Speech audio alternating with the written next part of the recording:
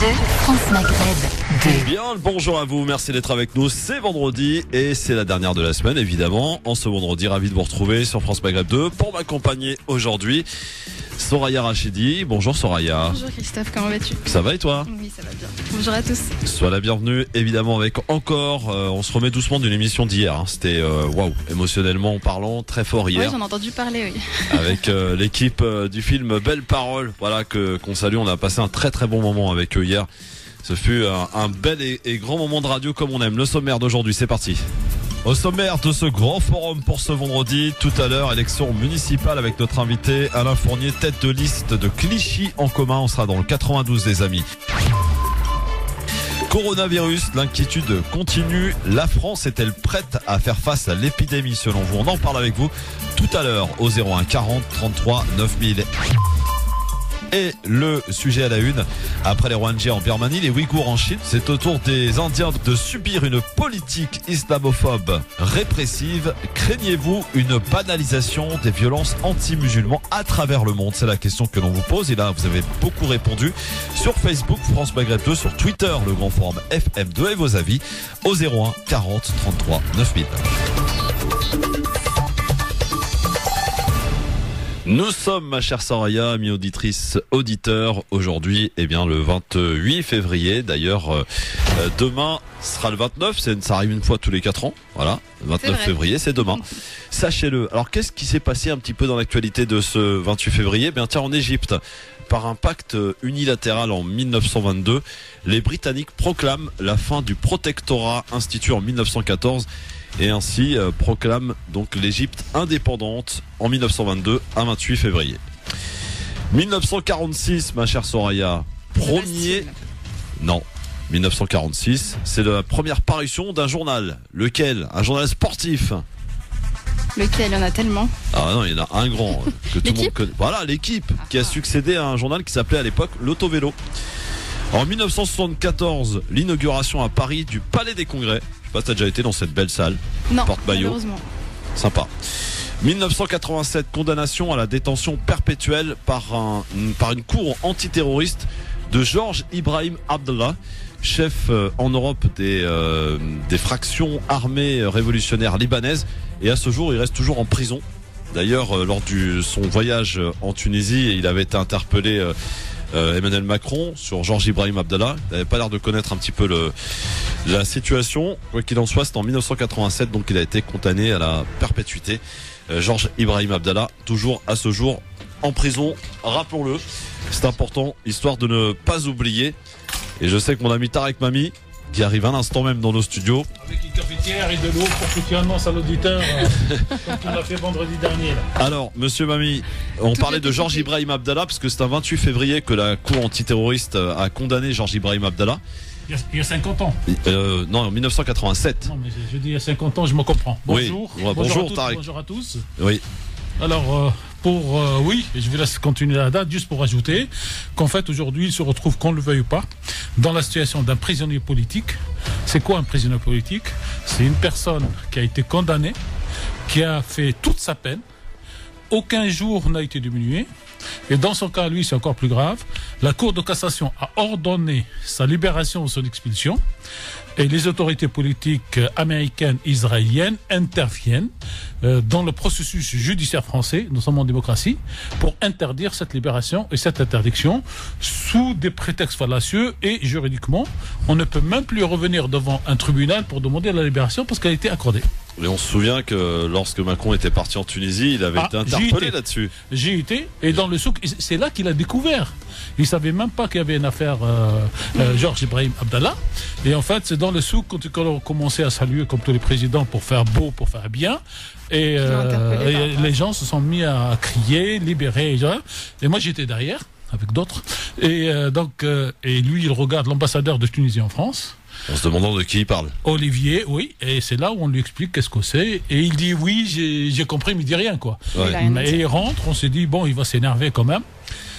Rien du tout, donc prisonnier politique, on peut le dire, sans risquer ni prison, ni condamnation, ni tweet méchant. En tout cas, c'est un 28 février 1987 que la Cour antiterroriste l'a condamné. Oui. Voilà.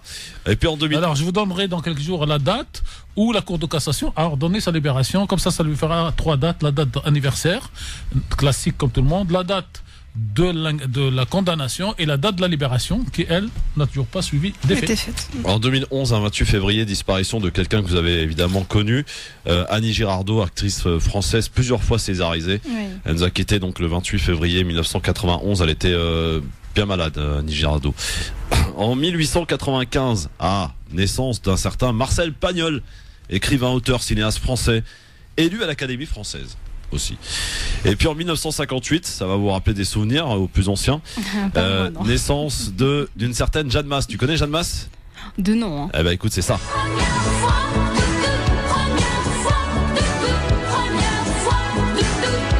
Elle est née à Alicante.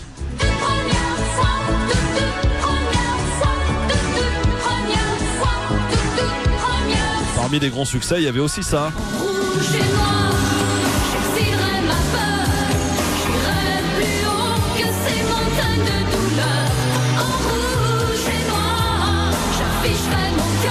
Bon anniversaire donc à Jeanne Masse, née en 1958 en rouge et noir. Je reprends ce que j'ai dit, je connais. Hein. Ah oui. Il y en a plein qui ont dû m'insulter à la radio. Non mais t'as le droit de pas connaître. Il y a plein de rythmes et des choses qu'on connaît, mais sur lesquelles on... Voilà, en fait on se souvient pas du nom, mais on se souvient de la chanson. Oui. C'est très marquant évidemment. Tout le monde connaît plein de morceaux de musique classique. Pour les pubs, et quand on leur dit c'est qui machin, et moi je sais que tout le monde par exemple connaît la fameuse publicité pour le yaourt, avec la dame, mais personne ne sait que c'est Vermeer. Ah mais tu vois. Voilà. Et Vermeer, c'est pour moi l'un des plus grands peintres hollandais, et donc les gens tu parles de la laitière là, c'est ça? Ou la laitière, c'est Vermeer. Et les gens ne savent pas. Bienvenue dans Bouillot de culture. De Tarek Mami une fois par semaine le vendredi des fois. C'est ça. Soyez les bienvenus. On va parler de pas mal de sujets parce qu'il y a pas mal de sujets que j'aimerais mettre à l'affiche. Oui, et on aura maintenant, c'est devenu une mauvaise tradition. Ah oui. Un hommage pour une personne décédée le vendredi. Monsieur Bourges. Ça devient une mauvaise tradition. La rahmou, comme on dit. Oui, et je m'en passerai volontiers. On ne peut pas faire autrement. Et on ira à Clichy-sous-Bois, les amis, tout à l'heure pour recevoir Alain Fournier, candidat à cette élection municipale. En ce moment, ils me courent tous après, c'est un truc de fou. Voilà. C'est vrai. Je suis complet, là, les amis. Ça y est, complet, archi complet. Maintenant qu'ils ont entendu que M. Omic est candidat au municipal quelque part, ils ont dit on va lui faire de la concurrence. Voilà. Et oui, à chaque fois ça appelle.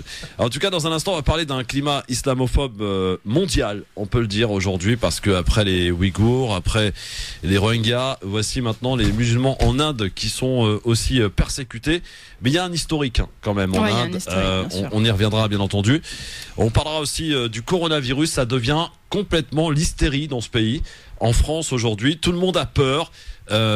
Le gouvernement se réunit, point de presse tous les soirs du nouveau ministre de la Santé, des émissions en pagaille, on ne parle que de ça, il se passe que ça en France en ce moment, c'est l'arrivée du fameux coronavirus.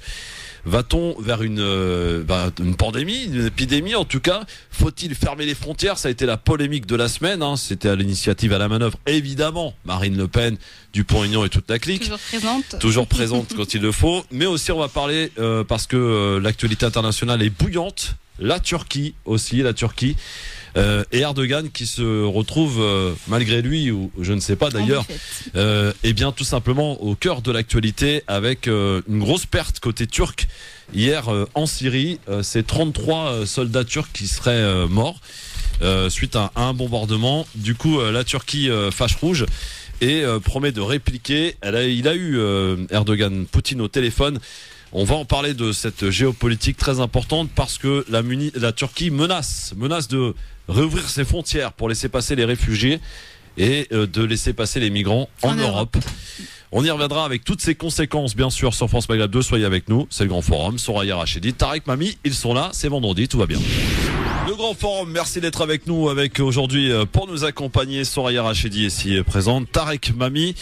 Et avant toute chose, Tarek, on va parler de la Turquie, bien sûr, parce que alors on va essayer de redonner un petit peu les informations qu'on a, parce que c'est vrai qu'on n'en parle pas dans les médias factuels. Factuel et ponctuel, parce que le dossier est compliqué et on peut être très vite taxé de pro-Erdogan ou d'anti-Erdogan. Donc on va essayer de rester sur les faits. C'est ça. Alors les faits, c'est quoi? C'est donc la Turquie qui, vous le savez, est en Syrie.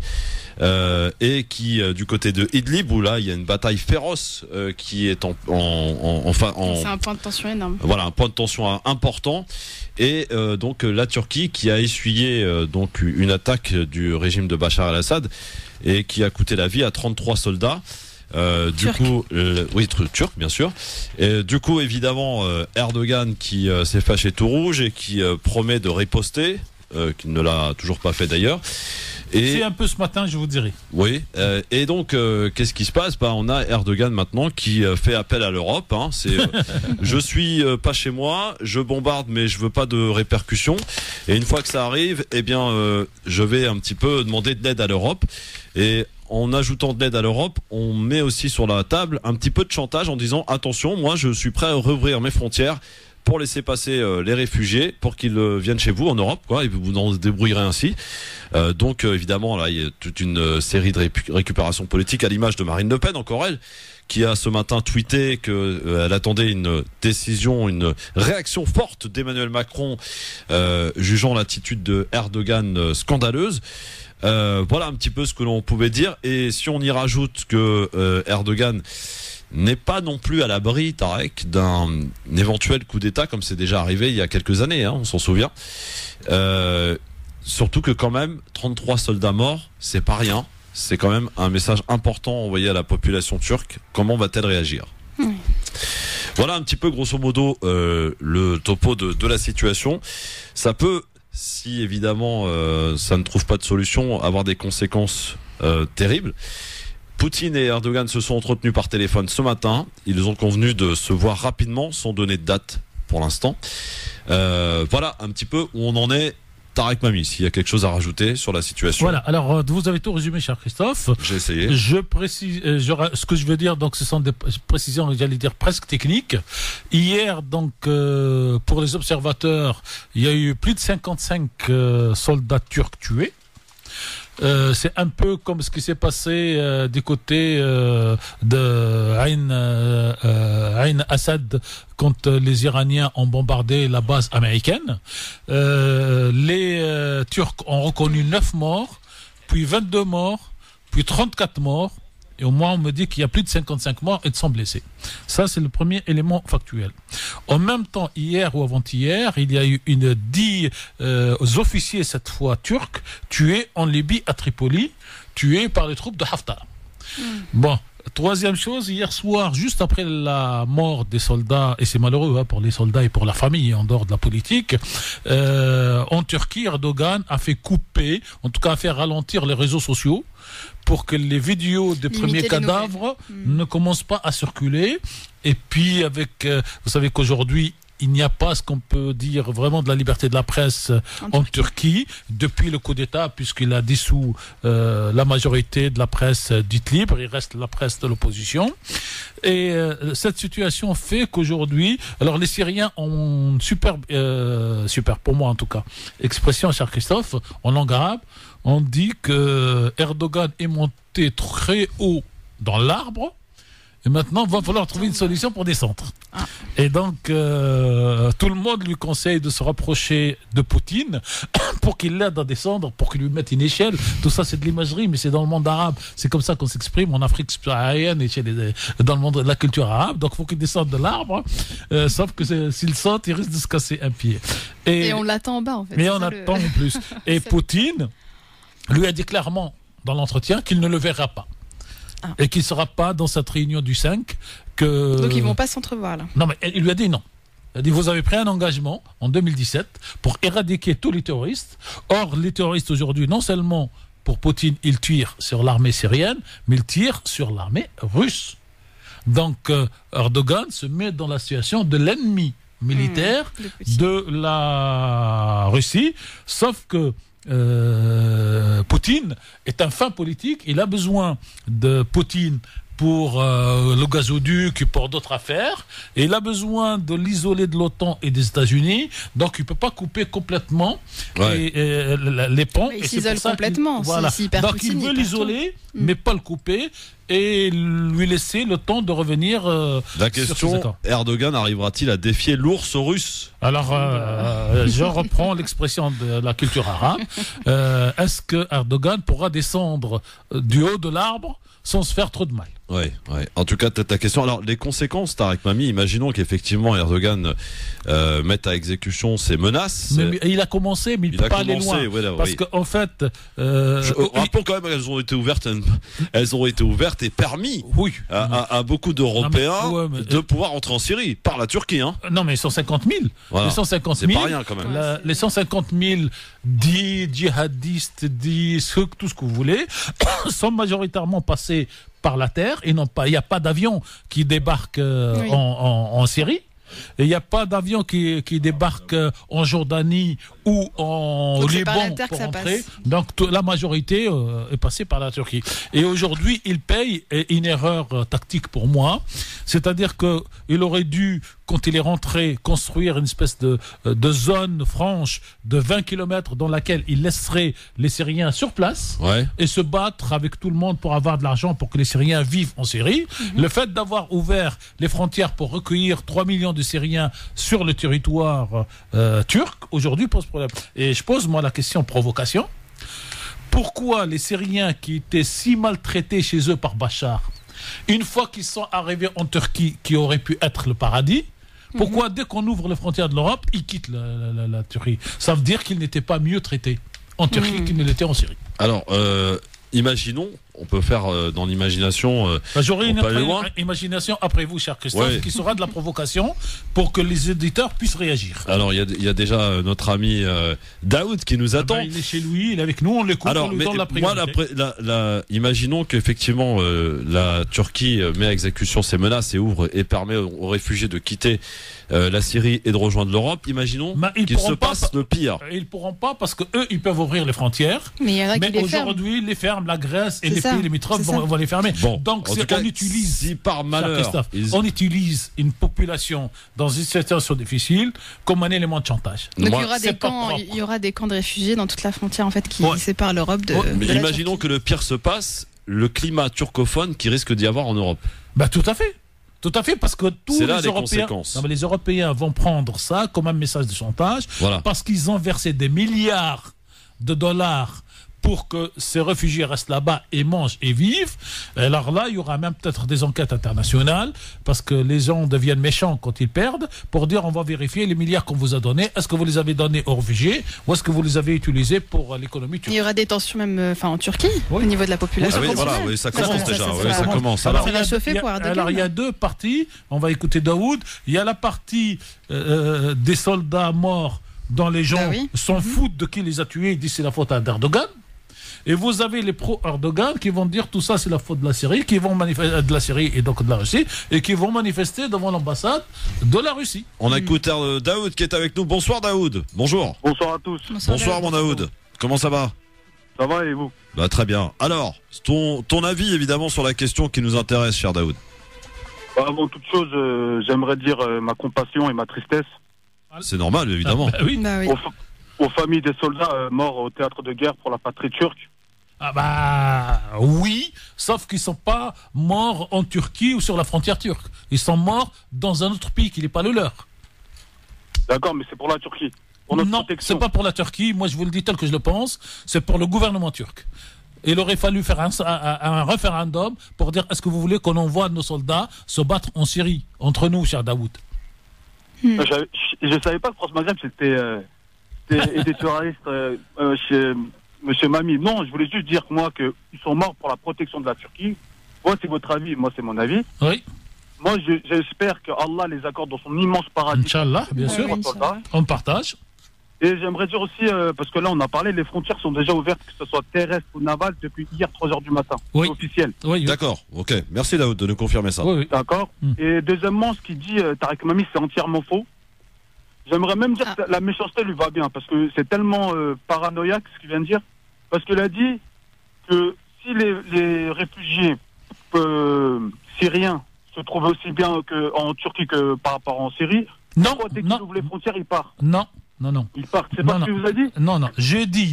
On dit que le peuple syrien était malheureux en Syrie. Oui. C'est pour ça qu'il a quitté pour aller en Turquie pour avoir une meilleure vie. Et manifestement, il ne la trouve pas puisque dès qu'on lui ouvre la frontière de la Grèce, il veut aussi quitter la Turquie. C'est pas la même chose. Je veux dire quelque chose. Oui. L'humain va là où ils sont le meilleur. Donc lui, il pense que c'est l'Europe, mais la moitié sont restés en Syrie. Oui. Et je veux dire quelque chose d'autre. Si on suit votre raisonnement. Donc pourquoi quand Bachar il bombarde Idlib, il y a 4 millions qui se mettent aux frontières de la Turquie, ils vont pas aux côtés de Damas? Excusez-moi, alors ça je peux vous répondre, preuve à l'appui. D'abord, il y a combien de population à Idlib? 4 millions. Ah oui, il y a 1,5 million. Alors on arrête les fakes, on prend la population. Mais c'est vous, monsieur. Non, il n'y a pas 4 millions. Vous savez, alors s'il y a 4 millions... 4 millions. Non 4 millions. Il n'y a pas 4 millions. Non, il n'y a pas que... Les 4 millions sont déjà en Turquie, de l'autre côté. Déjà, c'est pas 4 millions, on en a 3 700 000. Et dans 4 millions. Non. Ok. Bon, bref. Vous êtes un pro-Poutine, c'est connu. Non, mais moi je suis pas... Non, mais alors, moi, j'ai la force, et là, je suis prétentieux, de ne pas être pro-Poutine, ou pro-Bachar, ou pro-Erdogan, mais je regarde la carte, et je traduis l'explication. Le problème d'Erdogan et du gouvernement, c'est pas dans l'Est, à côté de Hatay. Là, son problème, c'est avec les Kurdes qui sont de l'autre côté de l'Euphrate. Donc... Je veux dire quelque chose. Est-ce que vous savez les habitants d'Idlib? Est-ce que vous savez c'était qui les originaires d'Idlib? Ce sont les Turkmènes. Ah oui, on y vient. Ok, d'accord. Voilà, déjà, il y a pas de Turkmènes qui vivaient là-bas. On y vient. Donc on revient à l'Empire ottoman du 19e siècle. Non, pas du tout. Pas du tout. Nous, notre problème, c'est de garder notre frontière. On a déjà 3,7 millions. Si vous voulez qu'on aille... Laissez-moi parler 2 minutes, je vais m'exprimer, après je vous écouterai. Allez-y. Moi, la Turquie, elle a déjà 3,7 millions de réfugiés syriens. Oui. On a 300 000 réfugiés irakiens. On a 700 000 réfugiés afghans.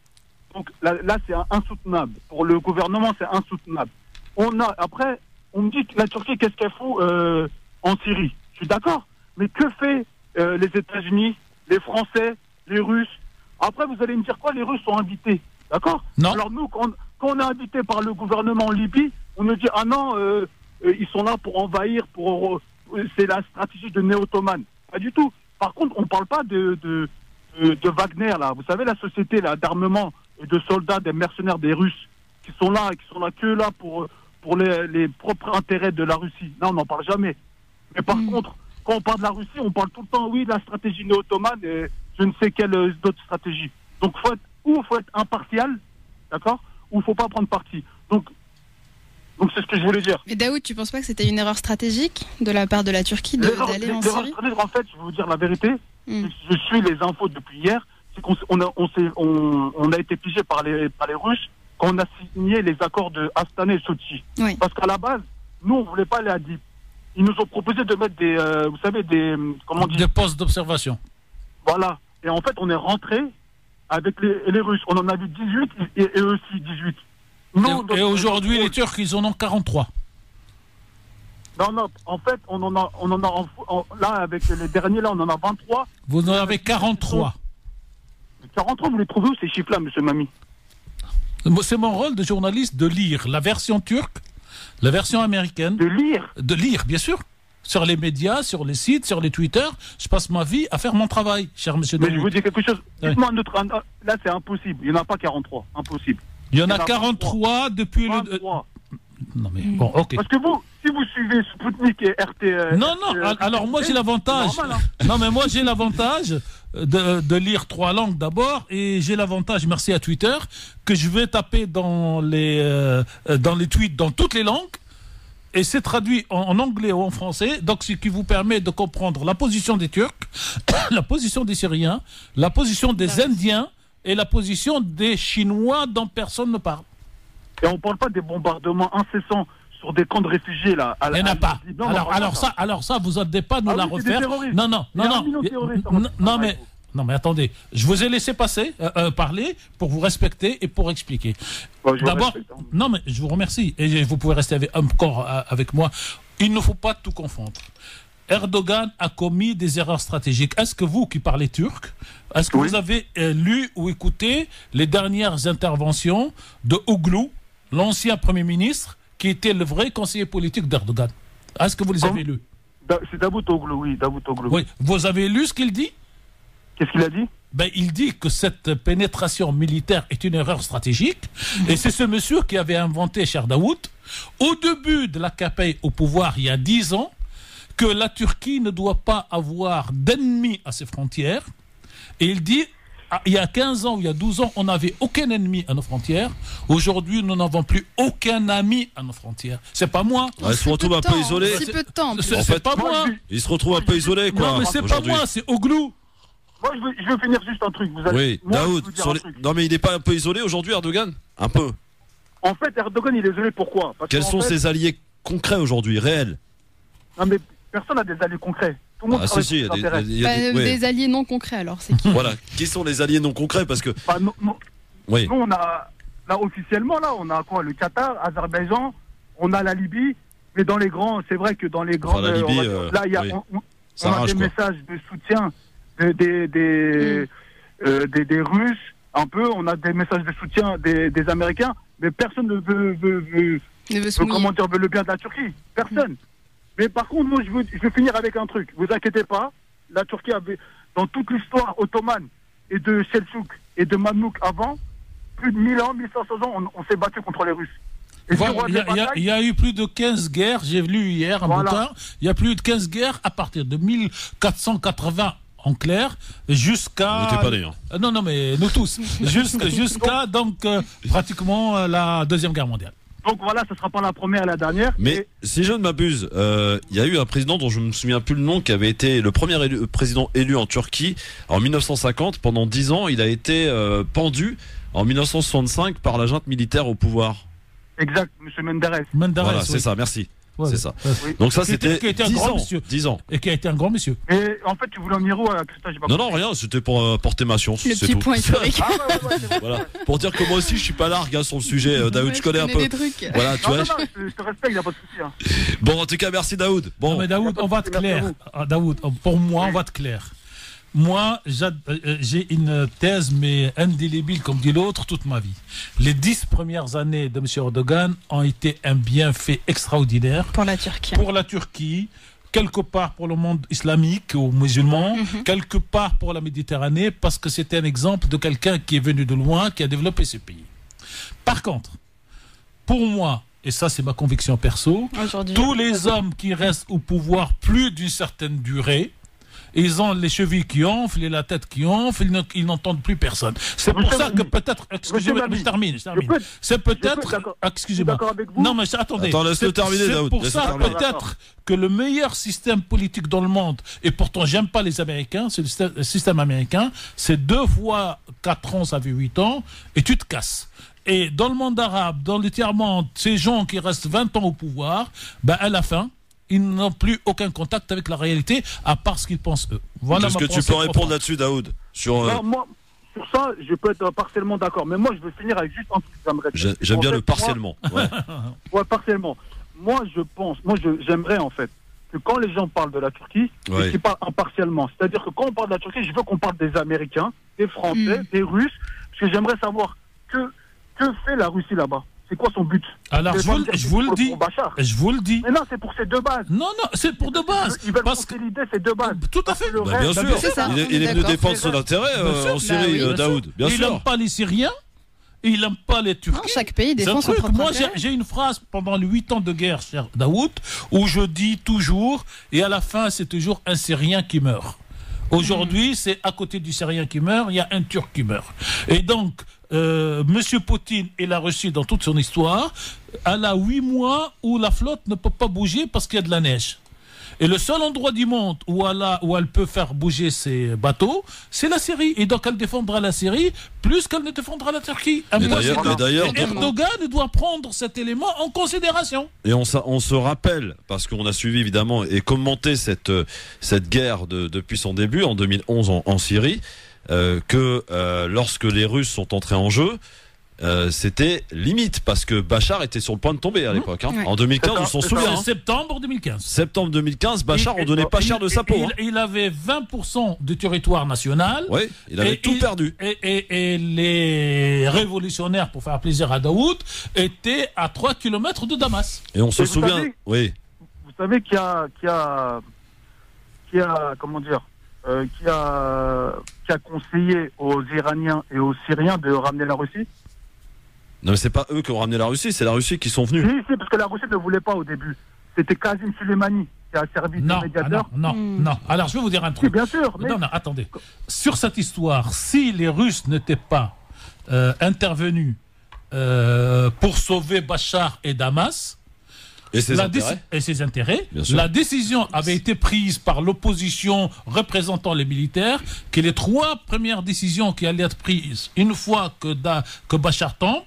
La première, et là vous allez sursauter, mais c'est l'histoire, c'est la reconnaissance de la province d'Hatay comme propriété turque, c'est qu'aucun gouvernement depuis 1939 en Syrie n'a reconnu. 1. 2. C'est que le territoire conquis par Israël sur le Golan serait reconnu israélien. 2. Le 3e, c'est expulser les Russes de la base militaire. Et quand les 3 choses ont été votées par l'opposition syrienne, alors notre ami Poutine qui était déjà au pouvoir, et lui depuis plus de 10 ans aussi, et il s'est dit, moi, je m'en fous de tout, mais je ne partirai pas de la base, donc je vais faire la guerre. En fait, ce qu'il a fait à Grozny, en Afghanistan, bien sûr. Il répète à Alep. Bien sûr, bien sûr. Que bien sûr. Et vous croyez, Daoud, que je vais vous dire non. Si, c'est un assassin comme les autres. C'est pour ça, et en plus, ce que les gens oublient, c'est que Grozny n'a jamais réussi à être un pays, parce que là, ils ont mis l'autre là. Je parle pas de Grozny. Restons sur Idlib, restons sur la Turquie. Non, mais pour être clair. Donc, moi, je ne veux pas défendre Poutine dans ce qu'il a fait comme saloperie. Voilà. Qu'on soit clair. Il en a fait. Et donc, quand vous me dites qu'il faut être impartial, je le suis. Donc, il défend ses intérêts. Et pour moi, Erdogan a fait 2 erreurs. D'abord, j'avais dit ici, et vous le savez, cher Daoud, que le fait d'avoir changé la Constitution pour garder tous les pouvoirs entre les mains du président et enlever ce qu'on appelle les contre-pouvoirs, ça, c'est une erreur stratégique. C'est un suicide. Ouais. Voilà. Bon, merci, mon Daoud. On va suivre ça de près, hein, d'accord ? Ok, ça marche. À bientôt, Daoud. T'es à Diolan. Ciao. À bientôt. Bah ouais. Alors, c'est vraiment dur le turc. Hein. J'ai été en Turquie, moi. Non, mais c'est Tachakor. C'est facile. Tachakor. Non, mais ça c'est facile. Oui, mais quand vous commencez à parler turc, attention. Hein. Là, c'est chaud. Moi, j'ai été en Turquie, j'ai essayé de parler arabe, ça marche pas. Anglais, ça marche pas. Si. Alors, vous avez été des mauvais côtés. Oui. Parce que si vous étiez à Hatay, dont je viens de parler. Non, j'ai pas été à Hatay. Hatay, ils parlent tous arabe puisque c'était un territoire syrien. Mais Istanbul, c'est que turc. Hein. J'étais étonné par contre. J'ai été où, moi, déjà ? Je sais plus. Parce que j'ai été... Non, mais c'est très joli la Turquie. Je le conseille vraiment à tout le monde. C'est magnifique. Dommage, faut qu'ils se reprennent. Des gens avec qui j'étais m'ont dit ça ressemble au bled en plus propre. Ah, mais oui. Alors, par contre, les routiers, c'est les mêmes. Ils conduisent toujours aussi mal que nous. J'adore ce que vous venez de dire. Parce que moi, c'est cette image que j'ai. J'ai les Arabes, les Maghrébins que nous connaissons. J'ai les Espagnols qui sont des Arabes et qui parlent espagnol et qui sont chrétiens. Et j'ai les Turcs de l'autre côté. Mais t'as l'impression que tout ça, c'est la même chakchouka. C'est ça. Il y a la langue qui change et un peu la religion. Bon, allez, reste avec nous. On va parler du climat islamophobe. Est-ce qu'il faut craindre une montée d'un climat islamophobe mondial ? Il n'y aura pas de guerre, il n'y aura pas de grosse guerre entre les Syriens et les Turcs, entre les Russes et les Turcs, ni entre les Américains et les Russes dans ce pays. Mais ça va se calmer avant. Non, mais ça ne va pas se calmer. Mais Erdogan va être obligé de lâcher. De capituler. Et de tous ces terroristes. Comme il fait à chaque fois d'ailleurs. Oui. Et il va essayer maintenant de préserver sa présence du côté des Kurdes, parce que son problème, il est là. Et pour le reste, il va négocier un 5 km pour que l'armée russe... Alors, ma question provocation, et Daoud qui nous écoute est parti. Imaginez que demain, par un coup de force, l'armée syrienne rentre en territoire turc, côté kurde, et commence à tirer sur l'armée nationale turque. Qu'est-ce qu'on dirait pas ? Pourquoi c'est valable? Qu'est-ce que ferait Poutine là? Non mais ils s'en foutraient. Mais ils s'en qu'est-ce que foutraient, dirait ils s'en foutraient. Il n'y a pas d'intérêt là-bas. Mais qu'est-ce qu'ils diraient les Turcs? Donc d'un côté c'est valable, de l'autre côté c'est pas valable. Dans un instant, on a plein de choses à évoquer. On a Hervé Bourges évidemment à qui Tarek Mamil va rendre hommage dans un instant. Le coronavirus, c'est la panique à bord. Il y a même, alors on va aussi alerter parce que non mais il y a beaucoup de messages. Je sais pas si vous les avez reçus, des messages notamment sur Facebook qui dit que tout le 95 est contaminé. Il faut juste arrêter de se calmer. Enfin, on va juste se calmer. C'est une grippe, d'accord? Ok, c'est une grosse grippe. Une grosse grippe qui certes est beaucoup plus contagieuse que la grippe classique. Mais je rappellerai que le dernier patient qui est décédé en France dans la nuit de mardi à mercredi n'est pas mort du coronavirus, mais d'une autre pathologie. D'accord? Donc beaucoup d'affolement. Il y a même des messages appelant à aller faire des réserves dans les magasins parce que dans 15 jours tout le monde va être en quarantaine. On se calme, comme l'a rappelé d'ailleurs si bien le Premier ministre. Mais la question reste, est-ce que la France est prête à faire face quand même à ce virus dont finalement personne ne connaît pas grand-chose de ce qu'il est réellement, en tout cas, si ce n'est effectivement qu'il est extrêmement contagieux et que c'est une grippe. En Chine, en tout cas, la décroissance est en route. À tout de suite. On partira à Clichy dans le 92, mes amis, tout à l'heure, avec notre invité Alain Fournier qui se présente à cette élection, qui sera avec nous pour se présenter à vous, chères auditrices, auditeurs. D'ici là, beaucoup de choses à évoquer. Et j'ai aussi, dans notre nouveau rendez-vous, Ils ont osé, on ira écouter un certain Zetote. Il a osé dire que Tebboune aurait instrumentalisé la venue du coronavirus pour empêcher la tenue des manifestations. Bon, eh bien ça lui a donné tort parce qu'ils sont encore quelques milliers dans les rues d'Algérie encore en ce vendredi. On écoutera donc la déclaration d'un certain Zetote du parti Rached.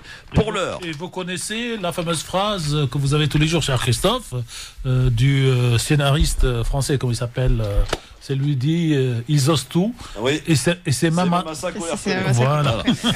D'ailleurs, c'est dans le jingle, vous verrez tout à l'heure. Allez, c'est parti parce que d'abord et avant tout, hommage à une grande personnalité des médias qui nous a quittés. C'était dimanche dernier, monsieur Hervé Bourges. Jingle à vie tranchée.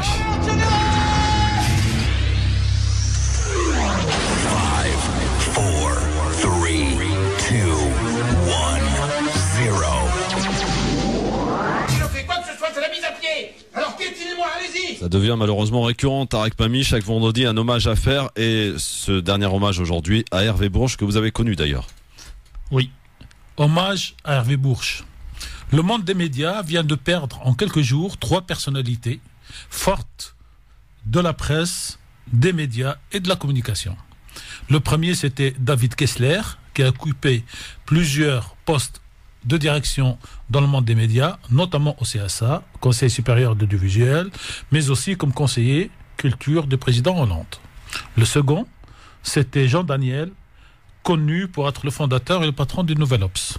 Le troisième qui vient de nous quitter est Hervé Bourges, qui a traversé les arcanes de l'administration en tant que conseiller de ministre d'abord et d'ambassadeur de France ensuite, au début et au milieu de sa carrière.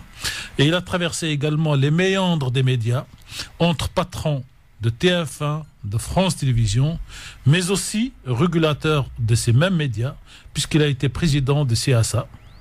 Hervé Bourges est né à Rennes le 2 mai 1933. Il est mort à Paris le 23 février 2020. L'actuel président de CSA, M. Roch-Olivier Mestre, lui dédie un tweet chaleureux. Il s'adresse au défunt en écrivant « Cher Hervé Bourges, au-delà de l'émotion et de la peine, la force du souvenir est là pour nous rappeler votre personnalité, flamboyante, empreinte d'humanisme, d'intelligence, de générosité et de bienveillance. Vous resterez pour nous une source d'inspiration. Reposez en paix. » Journaliste et diplômé de carrière, il sort de sa promotion de l'école du journalisme de Lille en 1956, premier. Il commence sa carrière à l'hebdomadaire Témoignage chrétien, dans lequel il va trouver sa vocation et sa ligne éditoriale pour toute une vie, être militant contre la guerre d'Algérie.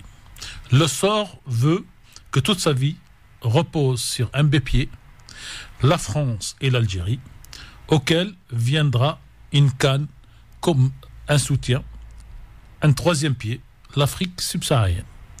2 ans après sa sortie de l'école et le début de sa carrière journalistique, il est appelé Hervé Bourges pour faire son service militaire en Algérie, pays dont il va tomber amoureux. Et il le restera toute sa vie. Il servira donc l'armée française sous le drapeau en Algérie. À la fin de son service militaire, il rentre en France et rejoint en 1960 le cabinet d'Edmond Michelet, qui était alors chargé de trouver les moyens de la pacification de l'Algérie. Il sert d'intermédiaire dans la préparation de la négociation des accords d'Évian qui vont consacrer l'indépendance d'Algérie en faisant le lien entre le gouvernement français et Ahmed Ben Bella, alors incarcéré dans une prison française.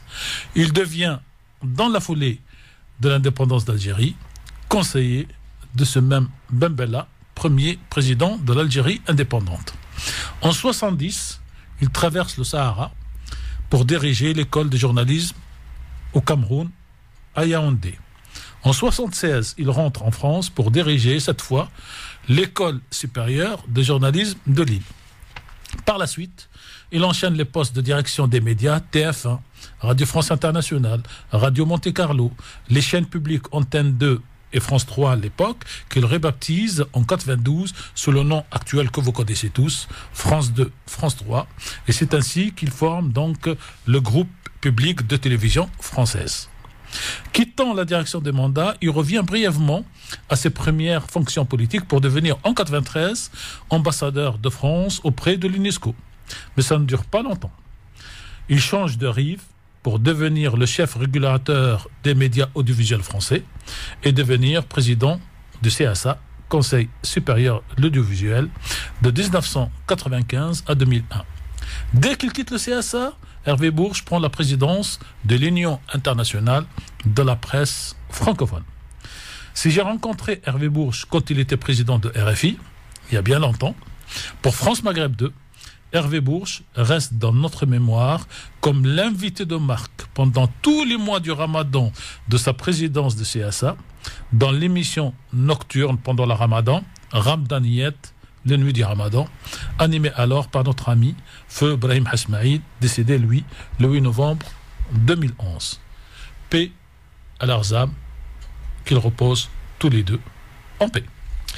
Merci Tarek pour cet hommage donc rendu à monsieur Hervé Bourges, donc l'ancien président du CSA, mais pas que, vous l'avez entendu, et il a eu il a été en Algérie pendant de nombreuses années et il a fait partie de ceux qui ont aussi dénoncé ce qui s'est passé en Algérie, voilà, et on lui a reproché d'ailleurs. On va parler maintenant du climat islamophobe, si vous voulez bien, parce que on a parlé pendant de longs mois de la situation, et de longues années même, de la situation des Rohingyas en Birmanie, également des Ouïghours qui en Chine apparemment subissent, c'est pas apparemment, ils subissent évidemment un traitement inhumain de la part du pouvoir chinois. D'ailleurs, j'en profite pour glisser un petit aparté. Beaucoup disaient sur les réseaux, le coronavirus est une punition de Dieu parce qu'il traite mal les musulmans. Tiens, qui vient d'annuler la Ramadan à cause du coronavirus? Je le donne en mille. Voilà. Bon, faut juste. Et c'est nul au moment où James ouvre son agence de voyage, absolument. Ouais. Alors, la situation maintenant des Indiens. Et là, il y a un historique, ma chère Soraya. Les Indiens, les musulmans indiens, c'est pas d'aujourd'hui, évidemment, que ça a démarré, les hostilités. Non, pas du tout. Sauf que là, aujourd'hui, a priori, on assiste à des scènes absolument catastrophiques. Et il est dur d'être musulman à New Delhi en ce moment. Effectivement, déjà il faut savoir qu'il y a déjà l'islam c'est la deuxième religion en Inde. Il faut savoir. Ouais. Donc, ça reste une minorité parce qu'il y a beaucoup plus d'hindous que de musulmans, mais il y a une très forte population musulmane. Et les tensions intercommunautaires, donc notamment il y a les hindous, il y a les musulmans, mais il y a aussi les sikhs, il y a aussi les chrétiens. Elles sont présentes depuis avant même l'ère coloniale britannique. Et donc ça remonte pas d'hier, c'est pas une simple attaque à une petite minorité musulmane en Inde, c'est vraiment construit. Ça monte même à l'ère de l'empire musulman quand il est parti en Inde, etc., etc. Et il y a des épisodes comme ça. Et il faut savoir que les deux camps sont touchés.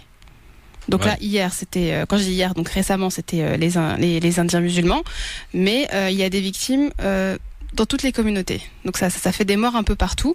Et il s'avère que là, les musulmans, c'est la minorité en Inde. C'est-à-dire que les hindous, c'est eux qui ont le pouvoir. Il faut savoir que tous les musulmans, une bonne partie des musulmans et surtout les plus aisés, sont partis au Pakistan et en Birmanie, qui ont été créés pour être des États musulmans dirigés par l'État, par la charia. Et du coup, ça, c'est ce que j'ai lu, mais on peut en discuter. J'ai pas la science complète sur ça. Et du coup, ce qui fait que une bonne partie des musulmans en Inde, je dis une bonne, pas toutes, mais ça reste des populations assez pauvres, donc assez vulnérables. Ouais. Et il y en a beaucoup à dire encore sur ce sujet, mais c'est déplorable de voir que ça se calme pas et que l'État hindou, donc faut le rappeler que l'État hindou, lapsus, l'État indien, donc qui est dirigé par un parti nationaliste. Voilà, très nationaliste. J'ai cherché un autre mot, mais on va dire nationaliste. Ne calme pas les choses, on va dire. Oui, au contraire. Ne calme pas les choses. Et donc j'ai lu qu'il était intervenu 2 jours après le massacre pour calmer les dégâts. Or qu'il y avait déjà plusieurs dizaines de morts. Donc voilà, on se demande où est son intérêt. Donc il avait appelé 2 jours après à la fraternité entre les communautés. Quelle blague. Du coup, est-ce que le climat islamophobe, prenons que ces 3 exemples, et il y en a d'autres, est-ce qu'il faut le craindre, ce climat islamophobe, Tarek Mami, mondial? Oui, on va rester d'abord sur l'Inde pour compléter un petit peu en 2 mots. Oui. En fait, l'Inde, c'était le Pakistan d'aujourd'hui. C'est ça, l'Inde d'aujourd'hui. Et la Birmanie Gandhi, quand ce pays s'est battu contre les Anglais, a tout fait pour que tous ces gens restent ensemble. C'est ça. Il avait beaucoup de partenaires musulmans aussi, des leaders, des soutiens, des soutiens. Sauf que en 45, donc quand l'indépendance va arriver, les Anglais qui savent bien séparer les gens et quelques chefs de tribu côté Pakistan ont séparé de manière à ce qu'il y ait la majorité des musulmans qui se retrouvent au Pakistan et une minorité de musulmans qui restent dans l'Inde d'aujourd'hui. Ils représentent tout de même, cher Christophe, 15% de la population. Ouais. Et les nationalistes, notamment le Premier ministre actuel, considèrent quelque part que ces musulmans auraient dû partir au Pakistan avec les autres pour qu'il y ait un pays pour les musulmans, c'est le Pakistan, un pays pour les hindous, c'est l'Inde. C'est l'Inde. Ça, c'est la deuxième chose, c'est que le président Trump a été, il y a quelques jours, en Inde, et il n'a pas dit un mot sur les persécutions de ce peuple. Au contraire, il a rendu hommage au grand Premier ministre. C'est qu'on trouve donc Trump à l'international, avant de revenir à votre question, cher Christophe, qui soutient qui soutient le Bolsonaro, donc au Brésil, qui est un homme, j'allais dire, autoritaire pour ne pas dire dictateur. Il soutient Netanyahou en Israël. Il soutient donc Orban en Europe. Donc il ne soutient que ce genre de choses. Aujourd'hui, donc, le problème, c'est que quand le Premier ministre actuel était gouverneur d'une région, les musulmans de sa région avaient déjà subi la même chose. Il y a eu à peu près 2000 morts quand il était sur place. Aujourd'hui, j'espère que cette crise va le réveiller, entre guillemets, en tout cas va pousser une partie de son parti pour qu'il traite tous les citoyens de la même manière, parce que tout ça est parti, et j'en terminerai là pour l'Inde, d'une nouvelle loi qui va faciliter la naturalisation de tous ceux qui vont venir en Inde, à condition qu'ils ne soient pas musulmans. C'est ça. Et c'est des femmes indiennes musulmanes qui avaient manifesté contre ça. Non, mais à condition qu'ils ne soient pas musulmans. Voilà, il faut pas ce qui fait que ça touche même une partie de la population musulmane indienne qui n'a pas fait ses papiers, qui n'a pas la carte d'identité comme quoi elle est indienne. Et donc voilà la base. Et ça avait indigné pas que les musulmans d'Inde. Oui, non, mais d'ailleurs, il a perdu les 2 dernières élections dans d'autres régions et il a perdu, je crois, le Parlement dernièrement, alors qu'il pensait, lui, en faisant ça, qu'il allait... si vous voulez, pour faire simple, c'est un petit peu comme ce qu'on porte Netanyahou avec les Palestiniens pour que les auditeurs aient une image sur la politique de ce monsieur. Pour le reste, cher Christophe. Aujourd'hui, on va parler de musulmans avec un petit M, un grand M à travers le monde. En fait, les musulmans ou des musulmans sont aujourd'hui persécutés dans beaucoup de pays à cause de leur religion. Et même dans les propres pays musulmans d'ailleurs. Non, j'y viens. À cause de leur religion et à cause d'une lecture salafiste, passéiste de l'islam qui fait que les adversaires de cette religion puisent donc dans ce que font certains terroristes au nom de l'islam pour dire ils sont tous pareils, vous connaissez la formule, ils sont tous pareils, donc ils méritent tous d'être trucs. Alors en ce qui concerne un cas particulier, les Birmans, voire un peu les Chinois, les Birmans se retrouvent, cher Christophe, géographiquement dans l'endroit dans lequel il y a du pétrole et du gaz. Et donc, leur présence devient un inconvénient pour l'État qui va exploiter comme il veut cette région sans rétribuer. Vous me direz que dans d'autres pays arabes et musulmans, sans les citer, que là où il y a le pétrole, les populations locales ne gagnent rien du pétrole, parce que c'est l'État. Et donc, vous avez cette problématique de l'utilisation de la religion par une minorité pour revendiquer une lecture salafiste dépassée et qui ne correspond pas au vrai texte du Coran. Et vous avez de l'autre côté des adversaires qui utilisent cette argumentation pour donc punir la totalité des musulmans sans distinction, y compris quelque part en France avec ce qu'on s'appelle l'islamophobie, parce qu'il faut parler de chez nous avant de parler de chez les autres. Et quand on voit qu'une candidate du côté de Saint-Germain... Islamophobie. Oui, islamophobie. D'après le dernier rapport du CCIF. Oui, non mais même pas le CCIF, prenons l'observatoire de la laïcité. Et quand on invente les mots séparatisme islamiste, quand on sort encore des livres sur cette thématique, quand une candidate à Saint-Germain, on les dit que ça serait une apostasie si les Français venaient à voter pour Madame Dati à Paris ou Madame Samia Ghali à Marseille. Donc il y a un vrai problème, j'allais dire, d'entente. Beaucoup poussent dans ce qu'on appelle le clash des civilisations et la contradiction donc des religions, alors que les religions et les populations doivent être traitées de la même manière, parce qu'il y a des fois, et beaucoup de fois, la dimension sociale et de pauvreté qui fait que les gens soient dans les ghettos. Vous allez faire une enquête aujourd'hui dans le 93 ou dans le 95 et vous dites aux gens, est-ce que vous êtes heureux d'être tous ensemble dans la même ville? Et vous allez avoir une réponse de 80%. Non, on n'a pas le choix. Et quand on a demandé à l'HLM local, il nous a tous mis dans le même quartier. Alors, Soraya Rachidi, faut-il craindre cette montée de l'islamophobie à travers le monde? C'est la question qu'on a posée aux auditrices, auditeurs, et le score est sans appel. 95% le craignent avec cette montée de l'islamophobie mondiale. Je parle évidemment à travers de quelques exemples qu'on vous a donnés. Est-ce qu'il faut le craindre, Soraya, cette montée de l'islamophobie? Il faut craindre toute forme d'extrémisme qui monte, et je pense que c'est ça en fait ce qui se passe mondialement. Peut-être c'est une réaction au mondialisme, à tout ce qui sort de là, mais moi je trouve, et je ne sais pas ce que vous en pensez, qu'il y a une montée d'extrémisme en fait. L'extrémisme de tous les extrêmes. Regarde en Europe, tous les partis d'extrême droite. Regarde en Amérique du Sud, regarde en Inde, regarde en Chine. Enfin, j'ai l'impression qu'il y a une montée d'extrêmes en fait, mondialement. Qui fait que les minorités sont attaquées et que ça exacerbe, on va dire, les conflits entre communautés. Alors, vous continuez de voter, évidemment, de répondre à cette question sur Facebook, France Maghreb 2, bien entendu, sur Twitter, le Grand Forum FM2, si toutefois vous voulez nous appeler, 01 40 33 9000 pour nous faire part de vos craintes.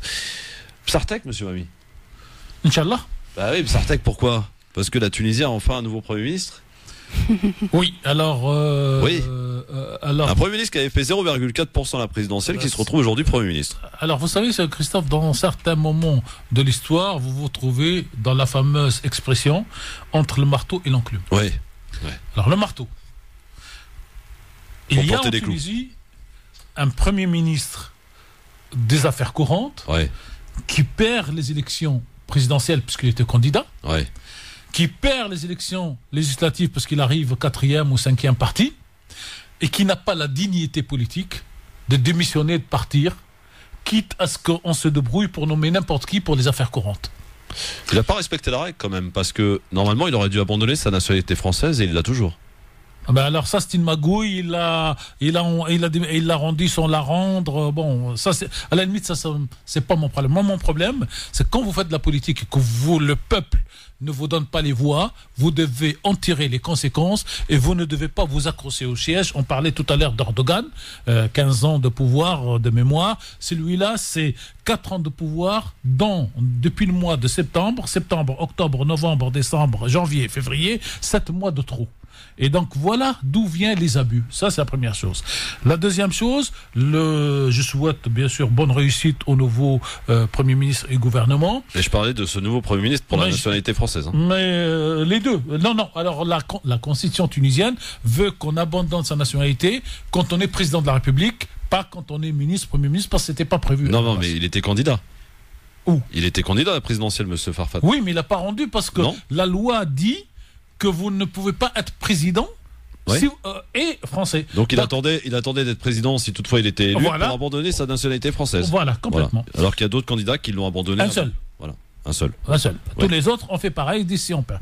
Deuxième chose, vous avez pour moi une violation de la constitution de la démocratie tunisienne. Le peuple tunisien a voté. Il a mis en première position Nahda.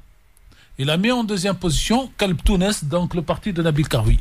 Il a mis en troisième position Karama, en quatrième donc Tayyar et en cinquième un autre.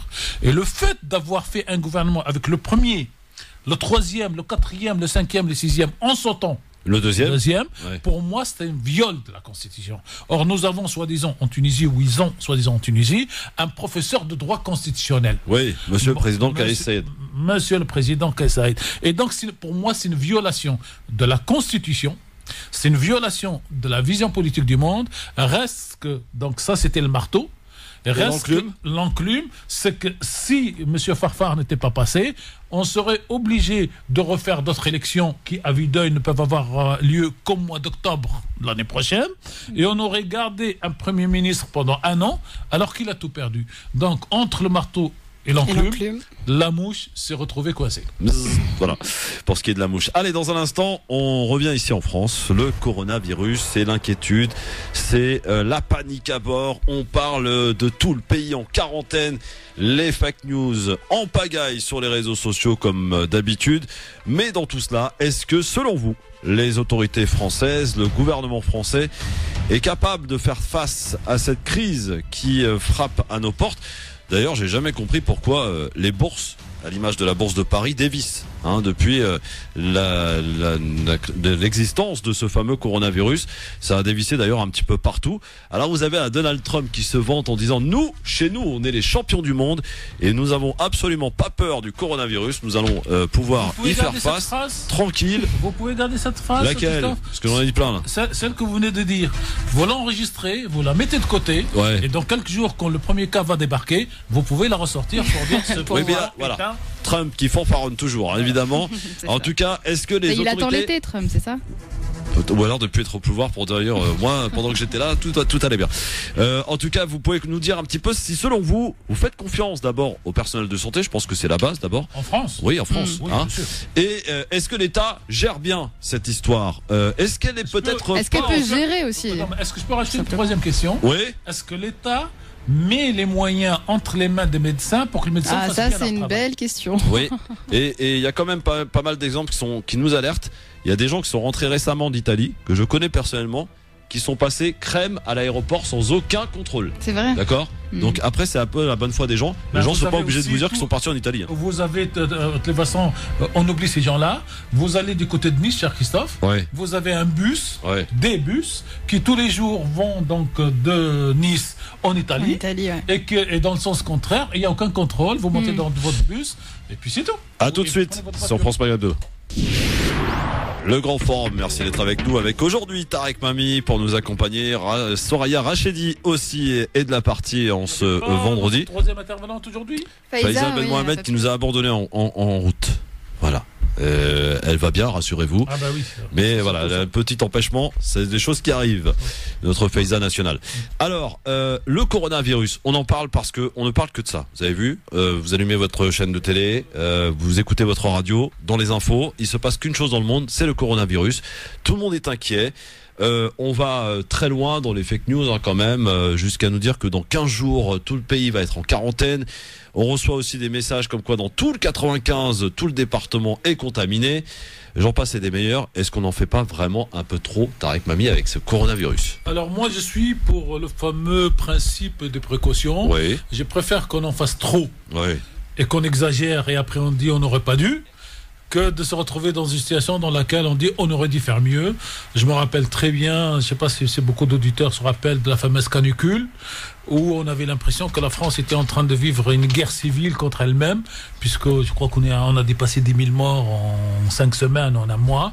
Donc je préfère, alors je suis contre les fakes, mais je préfère qu'on fasse le maximum de précautions et qu'on explique aux gens le fait de se laver 10 fois par jour les mains et d'avoir toujours le petit produit antibactérie.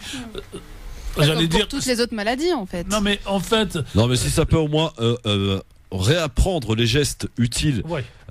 Au moins ça c'est bien parce que en plus vous n'êtes pas sans savoir qu'il y a quelques jours est sorti un rapport sur l'hygiène de Français, c'est déplorable. Hein. Bon, en tout cas, je préfère qu'on en fasse trop et j'assume qu'on n'en fasse pas assez. Alors est-ce que selon vous Tarek et Soraya, est-ce que selon vous l'État, la France est capable de faire face à cette épidémie? Est-ce que vous faites confiance d'abord au personnel de santé, je pense que oui, mais à la gestion de cette crise du coronavirus par l'État français et par le nouveau ministre en l'occurrence? Il y a 2 points, il y a déjà la gestion et après est-ce qu'on peut l'éviter tout simplement en termes humains? Est-ce que la France met le moyen justement pour que le personnel de santé puisse faire son travail correctement? Alors la France, elle a une qualité et un défaut. La France, c'est qu'elle ne démarre rarement parmi les premiers pour faire quelque chose. Oui, ils attendent les États-Unis alors. Et comme sur la liste, ils sont à la fin. Je vous parle des téléphones portables, je vous parle de la TNT, je vous parle de la radio numérique. On n'est pas innovateur, c'est ça? Non, on est innovateur, mais on ne se l'applique pas.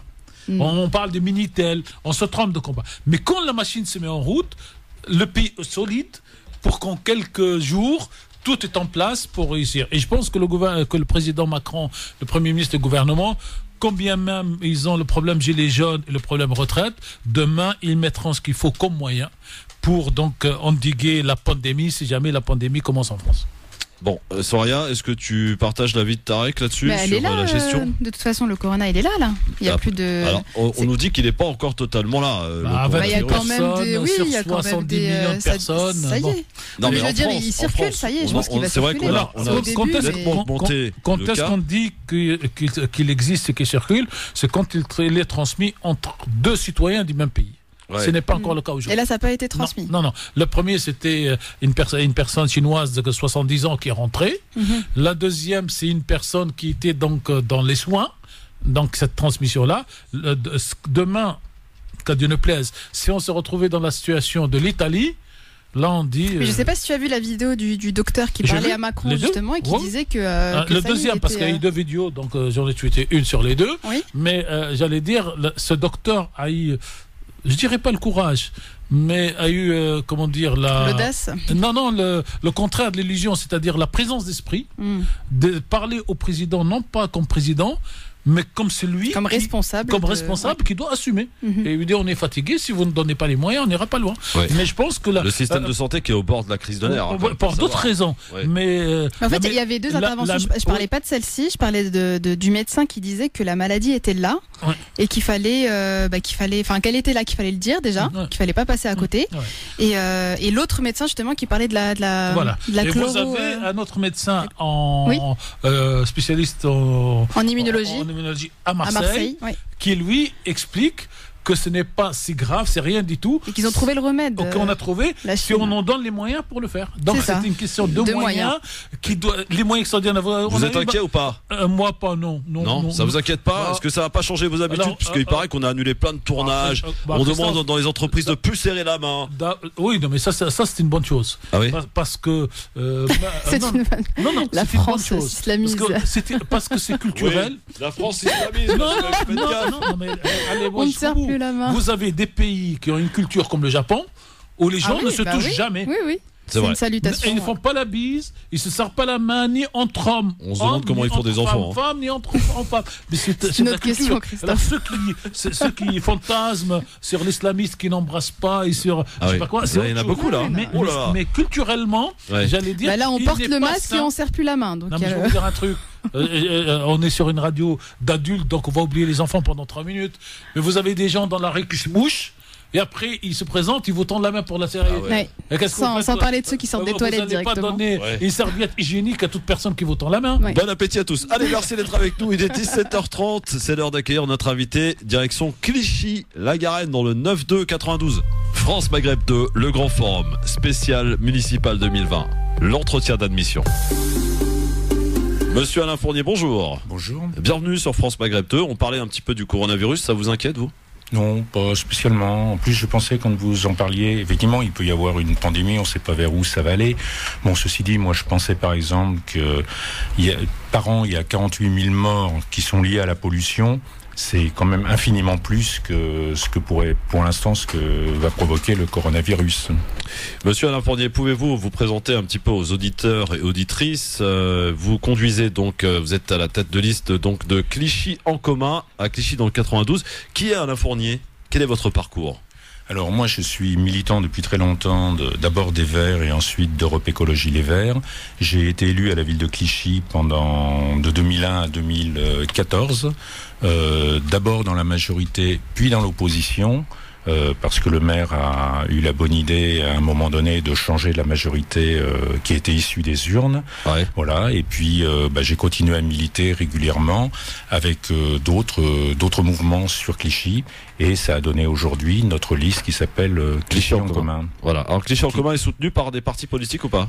Oui, bien sûr. Clichy en commun est un regroupement de forces écologistes et de gauche. C'est de mode en ce moment. Et c'est de mode pour. Non mais je dis ça parce que de tous les candidats que je reçois, dans tous les programmes, il y a une partie écologiste. Alors est-ce que Mais c'est tant dû mieux, au ils sont bon en résultat force, là. des écolos aux européennes ? Je ne sais pas, tant mieux. Ils prennent à la limite. place du PS. Oui, puis c'est un affichage. Peut-être on en reviendra, on en parlera, mais du maire actuel qui a un bilan quand même catastrophique sur ce domaine-là et qui a présenté sa liste, qu'il appelle généreusement Clichy naturellement. Ouais. Voilà, donc notre liste, elle est soutenue par des forces écologistes. par Europe des Écologie forces Les Verts de gauche. Bien sûr, Europe Écologie Les Verts. Ouais. En termes de partis, Génération, le mouvement de Benoît Hamon, Ouais. la France Insoumise, Ouais. le Parti communiste français, Ouais. un petit groupe écologiste qui s'appelle Liberté, Écologie, Fraternité. Et D'accord. puis aussi beaucoup de citoyens qui ne sont pas encartés dans des partis politiques, mais qui se reconnaissent dans une démarche, celle qu'on peut amener dans le cadre de notre projet pour la ville de Clichy. Mais vous êtes encarté politiquement ou pas ? Oui, bien sûr. Ouais. Je suis membre d'Europe Écologie Les Verts. D'accord, ok. Alors justement, c'est à ce titre que vous allez essayer de formuler des propositions pour votre ville, pour les habitants de Clichy-la-Garenne, pour préparer la ville Clichy aux enjeux climatiques de demain et préserver les liens avec les habitants. Quels sont les enjeux climatiques de demain selon vous, Monsieur Fournier ? Les enjeux climatiques, si on le prend au niveau de la planète, c'est effectivement de changer la trajectoire, notamment de rejet de gaz à effet de serre, pour que la température n'augmente pas. Les dernières modélisations du GIEC, si on continue sur la lancée dans laquelle on est, prévoit une augmentation en 2100 de 7 degrés en moyenne sur la planète. On le voit. Ça veut dire qu'il y aura tout un tas de régions du monde qui deviendront inhabitables. Ouais. Et que la question aujourd'hui des réfugiés, elle sera largement amplifiée et bien pire à ce moment-là, parce que des gens ne pourront plus vivre à cet endroit. Alors après, nous, on est engagés dans quelque chose de local. Ouais. Donc il y a des choses qui se traitent au niveau mondial, national, et puis bien sûr au niveau local pour limiter toutes les questions de dérèglement climatique. C'est votre première participation à une élection municipale, Monsieur Fournier ? Ah non, j'ai déjà été élu donc 2 fois, et puis il y a 4 ans, on avait fait 4 ans, pardon, excusez-moi, il y a 6 ans, Ouais.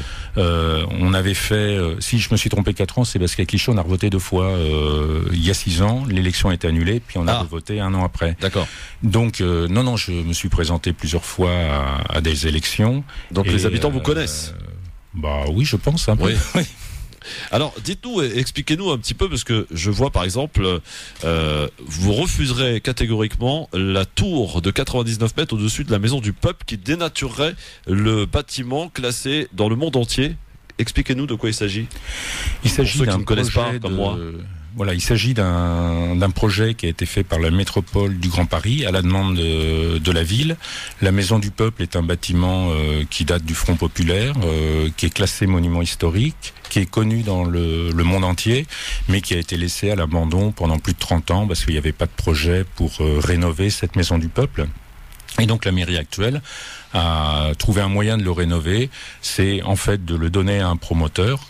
Le promoteur en question faisant une tour de 99 mètres de haut, dans un quartier qui ressemble beaucoup à un arrondissement de Paris. C'est le même style d'urbanisme. Donc le quartier ? Dans le quartier Victor Hugo à Clichy, qui est pas loin de Paris. Mais enfin, quand vous venez de Paris puis que vous allez dans ce quartier, il n'y aurait pas le périphérique et vous ne verriez pas marqué Clichy et Hauts-de-Seine. Vous pourriez penser qu'on est dans un arrondissement de Paris.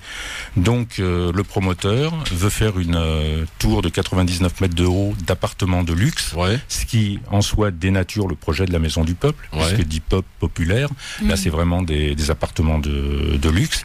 Et puis surtout dans un quartier, une tour de 99 mètres, alors que la majorité des bâtiments autour doit faire à peu près 6-7 étages, donc maximum 25 mètres, c'est un cheminement un petit peu à Levallois au début ? Non, parce que à la limite, Levallois, oui, avait des projets de tours qui ne se sont jamais faits, mais alors si on parle de manière plus globale, effectivement, le maire actuel, Rémi Museau, qui est un peu arrivé à la tête de la mairie par accident, parce que il n'a pas vraiment été choisi. À l'image de Macron pour la France ?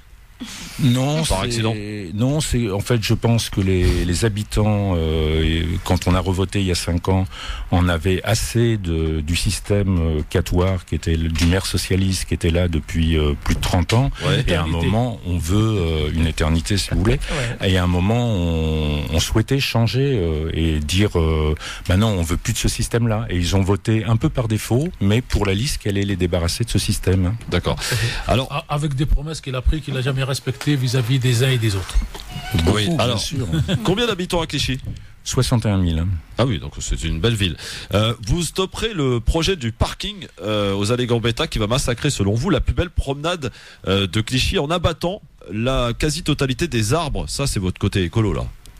Oui, en plus le parking, c'est des places de parking qui coûteront 130 € le mois, donc relativement cher par rapport à Clichy.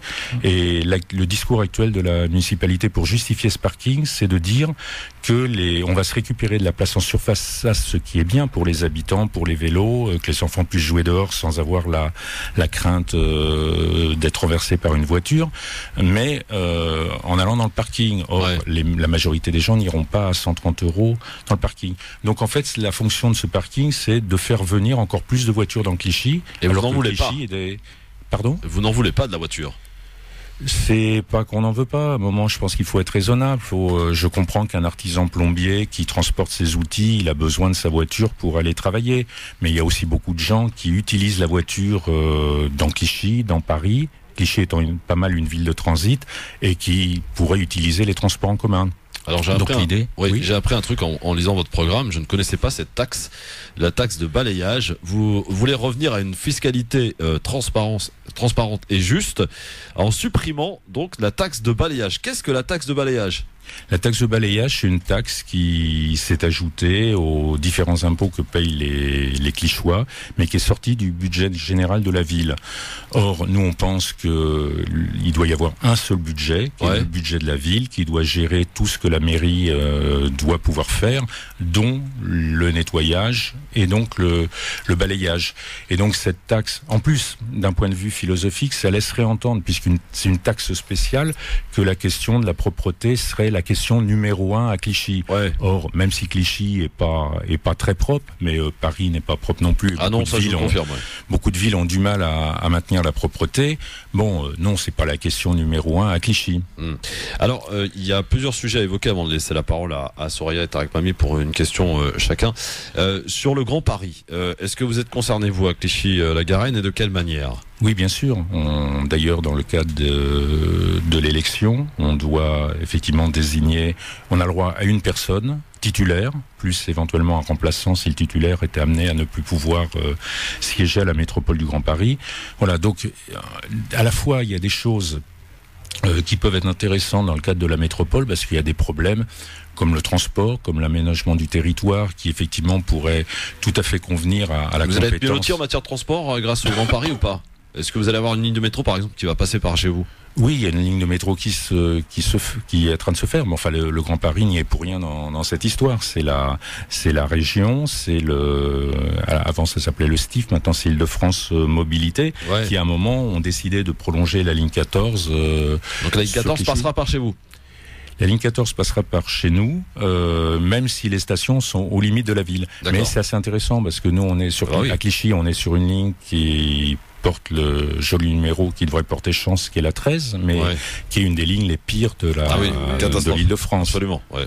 La plus longue et la pire. Oui, la plus longue et je sais pas si c'est la plus longue aussi. Si, la 13, je crois que c'est la plus longue. Non, je crois pas que ce soit la plus longue, mais je crois que c'était la surtout une des plus denses. Par exemple, à un moment donné, la RATP avait calculé que le taux d'occupation en soirée, au moment de sortie du travail, était de 107% de la capacité des rames. Ça veut dire qu'il y a des gens qui ne peuvent pas monter dans le métro quand il arrive en station. Comment ça se passe en matière de logement à Clichy-la-Garenne ? Est-ce que vous avez d'abord suffisamment de logements sociaux selon vous ? Est-ce qu'il faut en faire d'autres ? Est-ce qu'il y a, comme dans beaucoup de villes, des quartiers séparés où vous avez d'un côté la zone pavillonnaire et de l'autre les quartiers dits populaires ? Dites-nous et situez-nous un petit peu l'horizon de votre ville. Alors, au niveau des logements sociaux, quand la droite est arrivée au pouvoir, il y avait à peu près 33% de logements sociaux. Là, ils ont fait diminuer le nombre de logements sociaux parce que leur idée est peut-être de faire de Clichy un Levallois bis. Ouais. C'est-à-dire qu'il y a beaucoup d'accession à la propriété. J'espère que l'issue du maire sera pas le même que Balkany. Hein. Enfin, pour lui en tout cas. Ça c'est lui qui pourrait le dire et la justice après, la justice surtout pas lui parce que bon, voilà. Sauf si non je pense pas qu'il est dans ce genre de choses mais donc le nombre de logements sociaux a diminué, on doit être à 27-28 donc notre idée c'est plutôt de le faire remonter à ce qu'il était avant. L'idéal un peu qu'on pensait, c'est un tiers de logement social, un tiers de logement intermédiaire et un tiers d'accession à la propriété. Sur votre deuxième question, à Clichy, et c'est ça qui est, je trouve, très sympathique dans une ville comme Clichy, qui est très mixte, ça veut dire qu'à Clichy, il y a des populations populaires et il y a aussi des populations relativement aisées, voire aujourd'hui pas mal d'arrivées de gens... Ils sont séparés, ils sont pas dans le même secteur. Si, bien sûr. Si. C'est ce que j'allais vous dire. Pas mal de gens qui viennent de Paris, qu'on pourrait qualifier de bobos. Alors, Clichy est très mixé. Et par exemple, dans une rue comme la rue de Paris, vous pouvez avoir une maison qui est, j'allais dire, quasi en ruine, très mal entretenue et effectivement avec des gens qui sont logés de manière difficile, et à côté une maison pour cadre moyen, cadre supérieur, et tout ça est très très mélangé. Il y a quelques quartiers de grands ensembles mais qui sont en plein dans la ville, très reliés à la ville.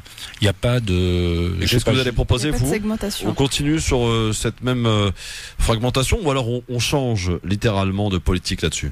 Ah non, je pense que la ville, au contraire, une ville très mixée socialement, mixée. Ça vous convient ? Avec des origines différentes de personnes. Combien d'origines à Clichy ? Je trouve que c'est tout à fait.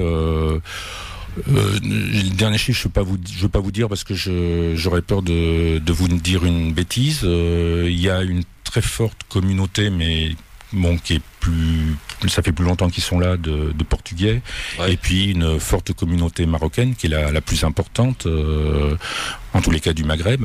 Voilà, mais ça se passe très bien. Il y a pas, c'est vraiment une ville très mixée. Et si vous voulez, à côté, il y a des villes en Seine-Saint-Denis. Moi, j'ai longtemps travaillé en tant qu'éducateur en Seine-Saint-Denis, qui sont des villes où il y a des grosses difficultés. Mais dès qu'on passe à l'ouest, on arrive dans d'autres ghettos, qui sont des ghettos de riches, à Levallois, à Neuilly. Et à Clichy, on n'a pas envie de ça, on souhaite continuer comme ça. Quelle sera votre première grande action, si vous devenez maire le 22 mars prochain ? C'est d'arrêter ce qu'on appelle, nous, dans notre langage, les grands projets inutiles et imposés. Imposés parce que les grands projets, on a parlé du parking aux allées Gambetta ou de la tour au-dessus de la Maison du Peuple. Il y en a deux autres. C'est imposé par le maire parce que tout ça n'a pas été discuté du tout avec les habitants. Ouais. Les habitants ont simplement appris, par exemple, qu'il allait y avoir un parking sous les allées parce qu'ils ont vu un panneau que la mairie a mis disant voilà, il y aura un parking bientôt. Donc voilà, donc les premières mesures si je devenais maire, c'est effectivement d'arrêter tous ces projets qui ne voient jamais le jour. Question de Tarek Mami. Alors, est-ce que dans votre programme, il y a cette vision un peu aujourd'hui dans l'air du temps, je ne sais pas si elle est moderne ou pas, d'organiser des espèces de référendums locaux pour pouvoir entretenir la relation avec les électeurs? Parce que l'impression que nous avons dans la France traditionnelle, on se fait élire le 1er octobre de l'année en cours et on vous donne rendez-vous au 1er octobre dans 6 ans. Bien évidemment. Alors, sur le référendum, pourquoi pas, mais je pense qu'un référendum, ça doit venir après qu'il y ait le temps du débat. Parce que sinon, si on fait un référendum comme ça, sans débat, on risque d'aller vers des... En tout cas, ma question, c'est sur le principe, pas sur la modalité. Oui. Oui, mais nous, ce qu'on veut mettre, c'est des structures de dialogue avec les habitants. Donc, on veut recréer. Il y a eu des comités de quartier, donc ça, c'est plutôt attaché à un territoire. Et on veut mettre aussi des commissions citoyennes qui sont plutôt attachées à une thématique, de manière à pouvoir qu'il y ait un dialogue permanent entre les élus, entre les habitants, et que les décisions que prennent les élus soient effectivement en lien avec les habitants. Ouais. Moi, je me rappelle d'un conseil, un habitant qui me disait mais tu sais, Alain, la vie, elle est pas dans la salle du conseil, on était dans la salle, elle est dehors. Ouais. Et je lui dis mais je suis complètement d'accord avec toi, et les seuls débats intéressants dans la salle du conseil, ce sont les débats qui reflètent la vie de dehors. Si ça reflète pas la vie de dehors, ça n'a aucun intérêt comme débat. Soraya Rachidi. Oui, je voulais poser la question. Qu'est-ce que vous proposez pour l'accès à la culture des classes les plus défavorisées, on va dire, des familles les plus loin de ça? La culture, là, en tous les cas, par rapport à cette municipalité, ça a été vraiment une espèce de culture de consommation. Donc nous, on a envie de revenir à quelque chose où les gens puissent être acteurs de culture, à la fois la pratiquer, à la fois s'inscrire dans des ateliers, des activités qui permettent effectivement la culture. Et puis après, pour des spectacles, parce qu'il y aura bien sûr des spectacles proposés. Par exemple, il y a un cinéma. Alors, c'est pas de faire un élitisme absolu, mais ce n'est pas non plus de reproduire ce que fait très bien le privé dans Paris, voilà, ou même des films, d'avoir quand même un peu plus d'exigence qui ouvre à d'autres horizons, à d'autres pensées. La culture, elle est intéressante que quand elle permet à chacun d'apprendre, de faire réfléchir, peut-être de voir la vie autrement aussi. Alain Fournier ici présent sur France Maghreb 2 pour sa candidature à cette élection municipale dans 2 semaines et demie maintenant, ça approche à grands pas. Il y a eu des sondages de fait chez vous? Non, ou pas? Non, il n'y a pas de sondage. Vous êtes confiant? Oui, on a confiance, tout à fait. On pense qu'on a tout à fait nos chances pour l'emporter, et on y croit beaucoup. Oui. Donc en ce moment, c'est la droite qui est au pouvoir à Clichy, c'est ça? Actuellement, c'est effectivement la droite. Depuis longtemps? Est-ce que c'est une ville de droite? Non, ils sont au pouvoir depuis 5 ans. Avant, la gauche et les socialistes ont été au pouvoir à la ville de Clichy, j'allais dire depuis 70 ans, mais bon, c'est peut-être plus. On sait ce que sont devenus les socialistes aujourd'hui. Hein. Et donc, aujourd'hui, si la droite a gagné, comme je disais tout à l'heure, c'est vraiment par défaut, parce que les gens en avaient assez d'un système et avaient envie de changer quelque chose. Et il y a des gens qui ont voté pour la droite en disant c'est pas nos idées, mais c'est eux qui vont nous débarrasser du système qui était en place. Et là, aujourd'hui, nous pensons que effectivement, il y a pas mal de gens qui ont vu pendant 5 ans et qui ne sont pas satisfaits et qui ont envie de se débarrasser aussi de ce maire de droite. Et on pense que nous incarnons... Il y a une carte à jouer, quoi. Oui, nous incarnons cette possibilité de pouvoir dire oui, c'est nous qui allons mettre fin au mandat de la droite. Alain Fournier, pour finir, je vous laisse 1 minute pour vous adresser aux habitants de Clichy-la-Garenne qui vous écoutent. Pourquoi, selon vous, il faut voter pour la liste Clichy en commun, conduit par Alain Fournier, ici présent. À vous de jouer. Alors, déjà, ce qui est tout à fait important, c'est que nous sommes vraiment un collectif. Par exemple, à Clichy, on parle des listes principales qu'on nomme par la tête de liste. Nous, on s'appelle Clichy en commun et c'est vraiment une démarche collective parce que les grandes choses, on les fait d'abord collectivement. Ensuite, on a fait notre projet qui repose sur 4 piliers. On veut faire de Clichy une ville écologique, on veut faire de Clichy une ville solidaire, une ville émancipatrice, une ville citoyenne. Et si les gens, les personnes, les habitants de Clichy, les Clichois veulent ce type de projet, c'est bien sûr pour notre liste qu'ils doivent voter, sachant que la droite qui est actuellement au pouvoir n'a été ni écologique, ni solidaire, ni émancipatrice et ni citoyenne. Merci Alain Fournier d'avoir répondu à nos questions, de vous être présenté aux électeurs de Clichy-la-Garenne. À très bientôt et bonne chance. Dans Merci. un instant, ils ont osé et le quiz. إذا الكورونا هذه ممكن يستخدموها بطريقة بشعة، برك طبعا إعلامهم يبدأ ينفخ في الموضوع، واليوم هاي كاين حالة، غدوة يقولوا لنا كاين 10، بعد أسبوع ممكن يقولوا لنا كاين 50. هما كاع الهدف باش من بعد يقول لك أوكي راح نمنعوا المظاهرات ونمنعوا الاحتجاجات. وأنا أقول لهم من الآن يعني كورونا ولا أنتم تبونا. Voilà. Alors, Tarek, il instrumentalise en fait en disant que c'est Tebboune qui fait venir le corona pour qu'il puisse ensuite interdire les manifestations du halak. On est tellement fort C'est ça, hein. qu'on arrive à ramener le corona. Voilà, c'est ça. En tout cas, c'était donc un certain Zetot qui effectivement a eu cette déclaration. Il a osé, quand même, il fallait oser, hein. Parce que vous en pensez, oui, mais... Je pense qu'il y en a qui le croient. Oui, parce qu'il est énormément Il suivi. a une hein. audience. Il est énormément suivi, Zetot, sur les réseaux. Et effectivement, ça crée quand même quelques questionnements. En tout cas, voilà, il fallait qu'on vous le passe. C'est Zetot donc qui pense que Tebboune est à la manœuvre quant à la venue du coronavirus. On rappelle que c'est un touriste italien qui est venu avec le virus coronavirus et qui donc est porteur de ce virus en Algérie. Bon, est-ce qu'on est prêt pour le quiz? On n'est jamais prêt. Enfin, moi. Face à Tarek Mami en plus. Hein? Monsieur Tarek Mami, je vous trouve bien silencieux. Pourquoi vous m'avez pas réagi sur Tebboune, pas Tebboune, Zetot? Vous savez, il y a des moments où on sature de la bêtise humaine. Oui. Donc, Non mais là Et je vous plus suis. rien à dire. C'est pour ça que je l'ai mis dans Ils ont osé. donc rajouter une phrase sur la bêtise humaine, c'est lui accorder Plus d'importance. plus d'importance que. J'allais dire, j'aurais écouté la première fois la fameuse intervention de la petite Mila, j'aurais dû me taire et tout le monde aurait dû se taire et ça aurait duré 3 minutes, on n'en parle plus. Non, c'est clair. Très bien. Bah ça a duré 1 minute et on en parle plus. Le quiz. Ah, j'aime bien ce quiz. petit moment pour terminer. Oui, parce que de ta place, c'est tranquillement. sûr que tu aimes bien. Ah bah oui, Ah forcément. oui, oui. Oui.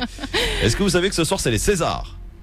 Apparemment. Oui, c'est les Césars. Avec une Apparemment. personne qui n'ira pas. Quel réalisateur a annoncé qu'il ne Polanski. viendrait pas? Et Polanski. effectivement, Polanski ne sera pas là. Logique. Non, mais ça, c'est. Oui, bah oui, c'est logique, mais il fallait répondre. Voilà. Il aurait pu oser, hein. comme Non, tu mais dis. s'il y va, il va se faire étriper Ouais, de c'est ça. toutes les façons, même par une minorité de la salle. Mais j'allais dire, Partout. et aujourd'hui, Même pas avec fait les mal. réseaux sociaux, on ne peut plus apparaître pour donner des leçons à partir du moment où on a des casseroles réelles ou supposées. C'est-à-dire que même les casseroles supposées portent un poids énorme. Ah ben c'est sûr. Qui a déclaré hier: je veux rassurer les Français, le calme, la mesure et le bon sens Philippe, sont de ministre. rigueur. Philippe, Édouard Ouais. Philippe. le Premier ministre. Exactement, monsieur Ami. Édouard Philippe qui a eu Parce cette que la même déclaration. phrase a été plus ou moins dite par le président Macron. Ouais, Sauf ça. que les mots que vous utilisez, c'est plutôt des mots qui sont dans la bouche d'Édouard Philippe. d'Edouard Philippe que dans celle de Sarko. De Marco. 2-0. Raison de plus. Troisième Marco. question. Une cinquantaine de sans-papiers ont occupé hier le chantier de quel média qui est en ce moment en Je vous construction? laisse faire. Non, je te jure, je sais pas. Ah, c'est un journal Attends, connu. Tu Le peux chantier, je dis, une cinquantaine de sans-papiers ont occupé hier le chantier du nouveau siège d'un média. Je sais Lequel? pas, Marianne. Non. Charlie. Non, Non. Qui ça non. Un journal qui est sérieux. Figaro. Non, sérieux, Point. j'ai dit. Le Monde, il a dit Le son Monde. siège. Le Monde. Voilà. Mais il a dit son siège, Le Monde. Eh bah oui, mais Bah il va oui. déménager. Voilà, ils sont en train de construire un nouveau siège, Où Le Monde, Est-ce à Paris. Où à Paris? Ah non, c'est rien. moi. Non, Voilà. non, mais parce qu'ils viennent de construire il y a une dizaine d'années un super siège dans le 13e. Bah oui. Ah, on bah, va A priori, penser ils à vont eux. déménager puisque les sans-papiers ont occupé le chantier de ce nouveau siège à venir. Alors je dois Et avoir. pourquoi? C'est quoi la raison? De quoi Bah pourquoi ils ont occupé? Parce parce qu'ils que- demandaient la régularisation. Parce que quand ils plantation. occupent un journal D'accord, comme ok. Le Monde est obligé de l'écrire. Voilà. Et donc toute la Ah, presse derrière, d'accord. donc c'est pour se donner un écho. C'est Alors vrai, je c'est suppose qu'il y a une opération financière derrière. Ah bah, Parce que- bah oui, évidemment. c'est Non mais clair. parce que Le Monde a construit il y a une dizaine d'années un super siège où j'ai été d'ailleurs une ou deux fois. Et donc c'est pas un siège qui a 50 ans. C'est pas le Parti Socialiste qui vont Ouais. son local pour aller s'installer à Évry. Et d'ailleurs 3-0. il faut prendre le RER pour aller voir le Parti Socialiste. Quatrième question. Une enquête qui sortira et qui sera diffusée lundi, qui accuse Nespresso de faire travailler des enfants, ce qui provoque un certain malaise chez l'égérie de la marque. Qui est l'égérie de la marque Nespresso? Ah oui, c'est l'acteur Ah, américain, le- le oui. grand, le le beau beau, gosse, là. le beau Oui. gosse. Oui, What comment il s'appelle? else? J'ai oublié son nom, mais je te Il est laisse marié chercher. à. Ouais. Oui, bah, je m'en fous à qui il est On marié. voit qui c'est, et puis on peut pas appuyer sur un Attends, bouton. mais je te jure, on nous en parlait il y a pas Bah, on longtemps. voit- Comment on il voit qui s'appelle? c'est, là. Georges. Georges Clooney. Clooney. Ouais, On le dit donne. Soraya. On le donne à ça. Ouais. Soraya, Georges C'est Clooney. gentil. Ouais, oui. L'honneur. Qui déclare que si c'est vrai, il pourrait se casser finalement. Hein. Bah, il va Bah, se il a casser, pris ça, assez c'est vrai. d'argent. Bah Allez, oui, dernière question. ça La lui fera pas de mal. présidence de quel pays maghrébin à sa page Facebook? Algérie. Algérie. Elle l'a eu. Voilà. 3-2. Victoire de Tarek Mami. Voilà, bien joué. Un beau quiz, encore une fois. Une belle émission. Merci à tous. Et je tenais L'émission encore. d'hier Merci à était tous. superbe. Ah oui, franchement, oui. Le- Vous le- savez que c'était terrible. C'est Ah oui. pas terrible. Et puis C'était l'émotion. rempli d'émotions. Ouais, l'émotion aussi. donc- C'est difficile de réfléchir quand il y a l'émotion en face. Ah oui, on Des avait fois, une faut pas Anna qui réfléchir. était en pleurs, Ouais. Céline à moitié en pleurs. Enfin, c'était terrible. Hier, avec Nassil, donc qui était là, avec son fauteuil roulant, ils l'ont porté pour me faire monter dans le studio parce qu'il y a des petites marches pour ceux qui Ouais. savent pas. Ouais. Il était là et c'est un gars qui écrit des textes pour les rappeurs. Et il écrit formidablement bien et les rappeurs ont décidé de jouer le jeu et d'interpréter ses textes et un album qui va sortir et des grands noms des rappeurs qui ont décidé de jouer le jeu et bravo à lui quoi. Bravo, ouais. Le film, le court-métrage sera diffusé à Stein le 9 mars Faut aller prochain. le voir. Faut aller le voir, c'est belles paroles. Voilà, sur ces belles paroles justement, je vais vous souhaiter un excellent week-end sur France Maghreb 2. Merci ma Soraya. Bah, merci à toi, merci à Tarek aussi. Merci Merci à vous Tarek, deux. Mamie, Merci à et vous deux. rendez-vous la semaine prochaine les amis. Alors plus de chroniqueurs candidats, c'est terminé jusqu'à la fin. Ça y est. C'est fini. Plus de. Chroniqueur candidat. Hashtag Non. Philippe. Oui. Hashtag Philippe, hashtag Abdestem, hashtag Hashtag Dionor, hashtag Abdestem. Emmanuel, hashtag Nasser Lagili et hashtag Sabrina Sebaï. Voilà. Ils sont plus là jusqu'à la fin en espérant qu'ils ne deviennent pas tous maires parce que sinon on va avoir un sacré trou dans les chroniqueurs. Ça, hein. c'est sûr. Bon, allez, restez Ah avec si, nous. ils peuvent devenir maire et ont droit de venir après, Oui, une mais fois ils seront élus. peut-être pas aussi. Enfin, ils seront peut-être Ils pas vont aussi nous donner libres, des quand même. locaux, chacun dans leur Ah. ville. Ah, Tarek Mami, il va falloir les négocier. Ah. Restez avec nous, avec Medjed dans un instant pour la partie jeu sur France Maghreb 2, 20h par l'Islam avec professeur Samir Abstam. Il est 18h01. Le rappel de l'actualité en ce début de soirée avec la rédaction. Bonsoir. Bonsoir à tous. Au sommaire ce soir, le coronavirus considéré comme un cas de force majeure pour les entreprises. Déclaration de Bruno Le Maire qui a tenté de rassurer les patrons cet après-midi sur les conséquences de cette crise sanitaire. Autre conséquence, l'annulation de plusieurs compétitions sportives. Rugby, Formule 1, athlétisme, personne n'est épargné, vous le verrez. Et puis, une cérémonie des Césars sous tension ce soir sur fond de polémique. Polanski. L'OMS tire la sonnette d'alarme. La menace internationale du coronavirus est désormais très élevée selon l'Organisation mondiale de la santé. En France, une quarantaine de cas sont désormais confirmés, le dernier en provenance de Rouen. Il s'agit d'un médecin qui revenait d'un colloque à Munich en Allemagne. Il est actuellement confiné à son domicile et n'a pas besoin d'être hospitalisé. Le coronavirus qui pourra être considéré comme un cas de force majeure pour les entreprises.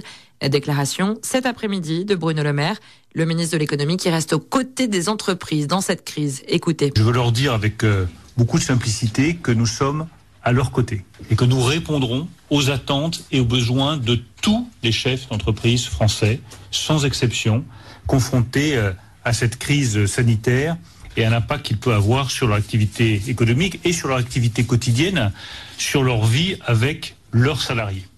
L'entreprise est un lieu de sécurité pour les salariés et elle doit rester même face à cette crise sanitaire, un lieu de sécurité pour les salariés.